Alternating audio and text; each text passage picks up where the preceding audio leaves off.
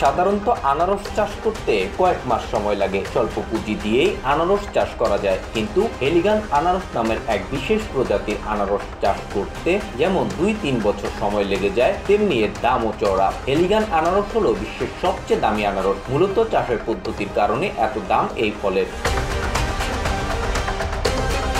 ইংল্যান্ডের কর্নওয়ালের হেলিগান বাগানে চাষ করা হয় হেলিগান আনারস। আনারসটি চাষ করতে হয় বিশেষ পদ্ধতিতে। ইংল্যান্ডের আবহাওয়ায় সাধারণভাবে আনারস চাষ হয় না, তবে এই আনারস চাষের জন্য এক অভূতপূর্ব কৌশল নেওয়া হয়েছে। একটি গামলাতে আনারস চাষ করা হয় এবং সার হিসেবে দেওয়া হয় ঘোড়ার মল। এই আনারস চাষ করতে খরচ হয় কয়েক লাখ টাকা।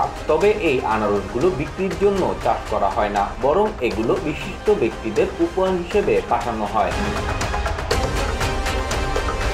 1819 সালে প্রথম এই আনারসটি উপহার হিসেবে পান হেলিগান। এর প্রায় 60 থেকে 70 বছর পর এই প্রজাতির আনারসের চাষ শুরু করা হয়। 1991 সালে এই আনারসের চাষ শুরু হয়। এই চাষ থেকে পাওয়া দ্বিতীয় আনারসটি দেওয়া হয়েছিল রানী এলিজাবেথকে। প্রথম আনারসটি বাগান কর্মীরা খেয়েছিলেন এর স্বাদ বুঝতে। এই আনারসের ফলন দেখতে 1997 সালে হেলিগান বাগানে এসেছিলেন প্রিন্স চার্লস।